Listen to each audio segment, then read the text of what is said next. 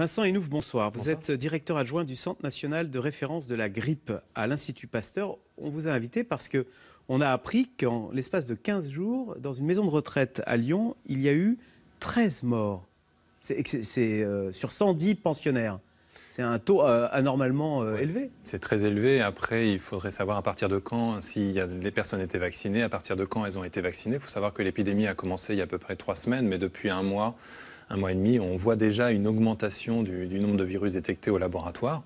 Donc, est-ce que la vaccination dans ce centre n'a pas été un peu tardive? Et dans ce cas-là, les personnes âgées qui tardent généralement à produire leurs anticorps ont eu encore plus de décalage. Parce que quand on est vacciné, ça agit au bout de combien de temps? Il faut attendre 2 semaines avant? Suite à l'injection, il faut attendre 10 à 15 jours pour être immunisé. Question toute bête, on sait qu'il y a différentes souches de la grippe. Est-ce qu'on peut imaginer que cette maison de retraite à Lyon ait été frappée par une souche particulièrement violente de la grippe, particulièrement mortelle? Non.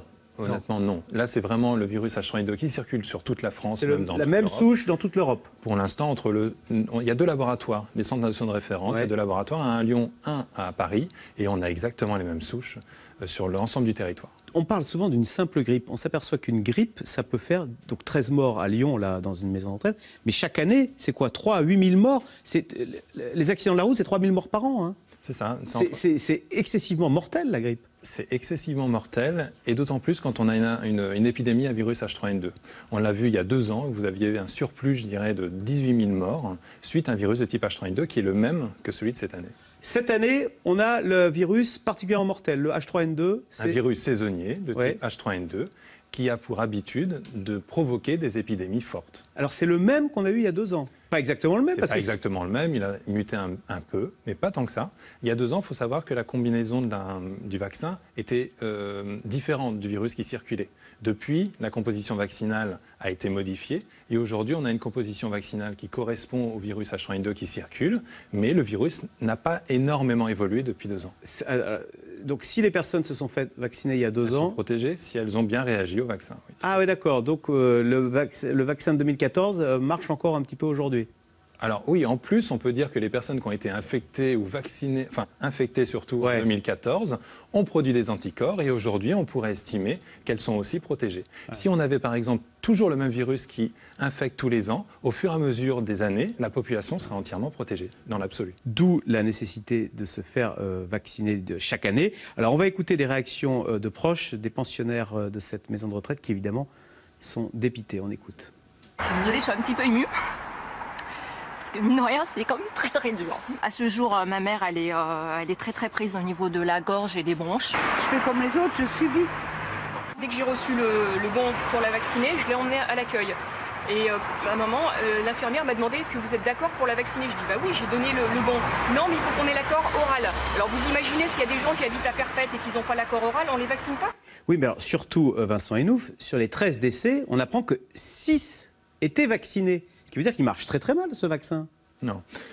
Il faut dire que sur les personnes âgées, je crois que la moyenne d'âge est autour de 91 ans. C'était 91 ans, la moyenne d'âge des 13 personnes décédées. En effet, vous avez un système immunitaire qui marche beaucoup moins bien. Ah, on a beau être vacciné. Donc on a beau être vacciné, on peut être protégé, mais peut-être pas suffisamment. Mais se faire vacciner pour une personne âgée, en tous les cas pour plus de 65 ans, c'est important pour se protéger. 46% des résidents étaient vaccinés, ce qui veut dire que 54% ne l'étaient pas. On sait qu'il y a de plus en plus de gens qui refusent un peu par principe d'être vaccinés. Est-ce que ça veut dire que, au fur et à mesure qu'on refuse le vaccin, de plus en plus il va falloir s'attendre à des milliers de morts l'été à cause de la grippe, puisqu'on refuse le vaccin? Alors l'été, je ne sais pas, mais... L'hiver, pardon, l'hiver, excusez-moi. L'hiver, oui. Non.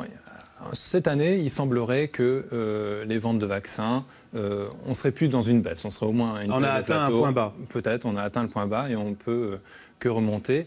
En tous les cas, en effet, le vaccin a été décrié, c'est dommage, mais aujourd'hui, en effet, être vacciné, je pense que c'est une bonne protection. Alors, on va voir la carte qui montre l'étendue, la carte de France qui montre l'étendue. Donc, elle est déjà très prégnante, on voit cette grippe. Est-ce que c'est trop tard pour se faire vacciner aujourd'hui? Alors, on peut se faire vacciner, toujours, comme l'indiquait la ministre. En effet, si une personne âgée n'était pas vaccinée, il faut la faire vacciner, mais dans ce cas-là, il faut la protéger aussi, puisqu'il faut attendre 10 à 15 jours pour qu'elle soit protégée, et on n'est pas sûr qu'elle soit complètement protégée après 10 ou 15 jours. En ce moment, on peut être contaminé par une personne contagieuse. Tout à fait. Alors, donnez-nous les clés. Comment reconnaît-on une personne contagieuse? Alors, quand est-elle contagieuse? Quels sont les Il symptômes? faut savoir que la dissémination du virus, c'est quand on tousse, on émet des particules, des gouttelettes dans lesquelles il va y avoir le virus si vous êtes infecté, si vous êtes malade. Et donc ces particules, soit elles tombent directement sur le voisin, donc auprès du nez, auprès des yeux, auprès de la bouche, ou alors sur les mains et on les rapproche de notre sphère ORL, de notre nez. Mais vous, si vous éternuez, vous n'êtes pas atteint de la grippe en ce moment, donc je ne vais pas... Comment les personnes qui sont atteintes de la grippe le savent-elles? Voilà, c'est ça ma question. Alors, vous pouvez éternuer pour tout type de raison et pour tout type de virus respiratoire.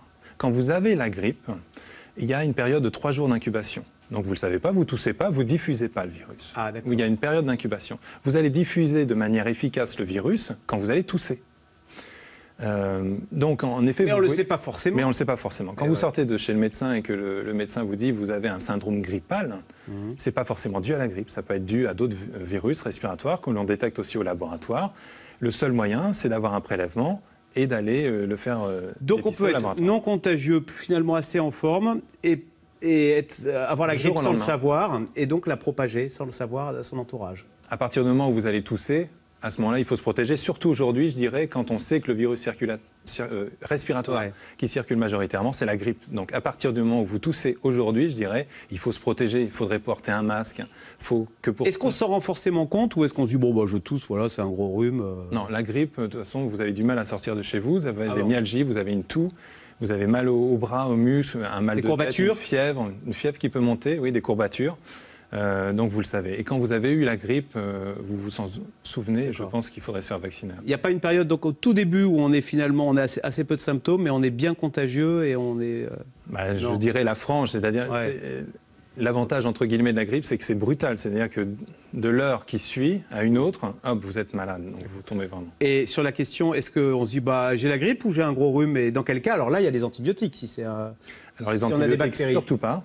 Donc les antibiotiques, surtout pas, c'est pour combattre les bactéries. Le virus de la grippe, c'est un virus. C'est un virus, donc là, les antibiotiques ne servent à rien. En revanche, si cette grippe, cette toux continue, et là, vous commencez à être très, très encombré, allez voir votre médecin, qui là prescrira peut-être des antibiotiques si cet encombrement est dû à un développement de bactéries dans votre sphère respiratoire. Alors, si c'est le virus de la grippe, donc pas d'antibiotiques, est-ce qu'il y a des traitements? On avait parlé du Tamiflu à un moment. Donc, il y a des antiviraux. Ces antiviraux sont efficaces si vous les prenez dans les 48 premières heures. D'accord. Parce que c'est un virus c'est un antiviral qui ne tue pas directement le virus, il empêche sa propagation dans votre corps, de cellule à cellule, il empêche en fait sa multiplication. Donc si vous le prenez trop tard, il y a déjà trop de virus et vous allez quand même être malade. Bon, sinon, alors, le virus, il n'y a rien d'autre à faire qu'attendre au lit, attendre que ça passe. C'est ça, et puis faire diminuer la fièvre, etc. Est-ce que le froid a une influence sur la grippe? Alors le froid a une influence dans le sens où le froid, dehors, va permettre au virus de se conserver plus longtemps. Donc d'avoir une efficacité. Le froid conserve? Tout à fait. Au laboratoire, on conserve le virus à moins 80 degrés. Ah oui. Donc à des températures inférieures à 0, le virus va se conserver plus longtemps et donc a une probabilité à ce que quelqu'un passe, quand vous avez éternué, quelqu'un passe, le met sur la main et donc le rapproche de son nez et est à son tour infecté. Une personne qui est au lit avec la grippe, il faut quand même venir aérer dans sa chambre? Tous les jours, il faudra aérer à peu près 10 minutes de telle manière à renouveler l'air. D'accord. L'épidémie, on a vu la carte de France tout à l'heure, on n'est pas loin du pic, là, elle va se terminer quand? On ne peut pas dire. Il y a des épidémies qui durent 12, 13 semaines, d'autres qui durent 6, 7, 8 semaines. Là, on ne peut vraiment rien dire. En tous les cas, on est dans la phase ascendante toujours. Un petit mot, vous m'aviez dit tout à l'heure que la souche du moment, c'est le H3N2, c'est ça? On avait connu en France en 2014. Elle a fait le tour du monde, elle s'était tapie ailleurs, là, cette souche, avant de nous revenir là. Ça, c'est vraiment l'inconnu du virus de la grippe. En tous les cas, ce que l'on sait, c'est que dans l'hémisphère sud, vous avez des épidémies quand nous, c'est l'été en France, en hémisphère nord. Dans l'hémisphère sud, vous avez des épidémies où là, le virus va continuer à diffuser, à infecter, que ce soit les animaux ou l'homme, et là, subit des mutations et potentiellement revient dans l'hémisphère nord. Merci beaucoup Vincent Henouf, donc directeur adjoint du Centre national de référence de la grippe à l'Institut Pasteur. Merci. Merci bien. Vous restez avec nous tout de suite. Caroline Roux, c'est dans l'air. Jean-Luc Mélenchon, candidat des ouvriers, des Insoumis, il l'a redit hier lors d'un meeting à Tourcoing. Jean-Luc Mélenchon veut-il faire imploser le PS? C'est dans l'air est intitulé ce soir. Mélenchon, nouveau patron à gauche?